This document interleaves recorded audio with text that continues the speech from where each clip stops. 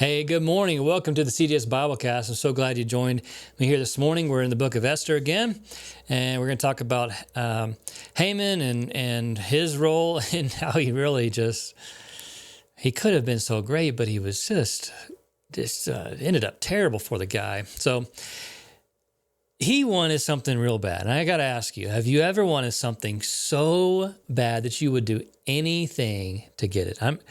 I mean, for me, I've definitely been there before in the past. I remember whenever I had my mind that I was going to buy a boat, I remember I did so many like photo shoots and videos, and I did all sorts of things because I was just willing to do anything to get this thing, and that's all I thought about. Kept looking up new ones and how and where to get one, and it was just it was a big deal. Every time I buy a truck or a new car or something, I do the same thing. It just consumes me. Yeah, sorry to pull back the shades there. Some of you see that I do care about worldly things sometimes. I don't just pray all the time. Wish I did. But Haman took it a little bit too far. So hopefully it's fine to want things and you got your passions, you do what you love. That's great. But hopefully it doesn't go as far as Haman does in the book of Esther. He was so jealous of Mordecai, Esther's uncle, that he tried to have all of the Jews killed. Not just Mordecai killed, not just his family, but all of his people, all the people like him, he wanted to have them killed. Just because Mordecai wasn't willing to bow down to him. So, yeah, jealousy though, it always comes back in the end to bite you. And all of Haman's carefully laid out plans for Mordecai's demise came back to haunt him in the end. And let's read about it. This is the end here. This is how it all plays out. Then the king jumped to his feet in a rage. They just had a meeting. Esther called for 2 different meetings, and finally she says, hey, this guy wants to have all my people killed, including myself. And so this is what happens. He jumps to his feet in a rage. He went out to the palace garden. Haman, however, stayed behind to plead for his life with Queen Esther, for he knew that the king intended to kill him. In despair, he fell on the couch where Queen Esther was reclining. Just as the king was returning from the palace garden, the king exclaimed, will he even assault the queen right here in the palace before my very eyes? As soon as the king spoke, his attendants covered Haman's face, signaling his doom. Yeah, that's never good when you're just sitting there and then the cloth comes over your head. You get your head put in a bag. That's not good.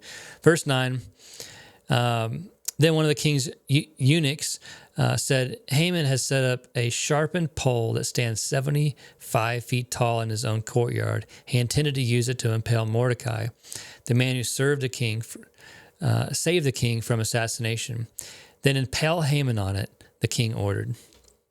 Yeah, so Haman had this 75-foot pole, sharpened pole, set up in his front yard. Like he's taken this way, way too far. Like it's kind of disturbing, honestly. And so for him to get impaled on his own pole, it's a humiliating way to die. There's no honor in it, and it's just not really, really great. So moral of the story is be careful what you wish for. If we have animosity towards each other, especially those who live in the sight and the light of God's will and plans, it will always go wrong for us in the end if we're always coming against those who have the favor of the Lord upon them. So seek God first. If someone is God's enemy, then the Bible says it is for God to repay their wrath.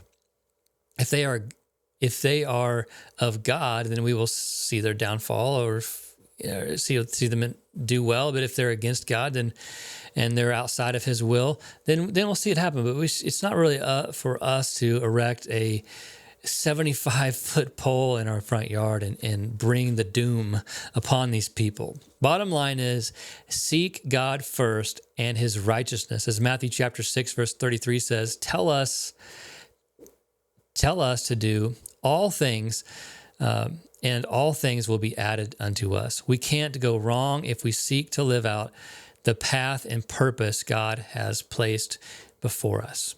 So, hope this has been encouraging for us to forgive, to have patience with others, to seek God's will and honestly ask if others are in God's will. It's like sometimes we're so upset and because we don't understand God's plan for their life and how, we just need to let that go. But anyhow, pray about it. All right. That's the key for anything. If you got this major issue in your life and it's just eating you up, consuming your life with rage and strife, I want you to pray about it. Really seek his face. And I believe that's where you'll find your freedom.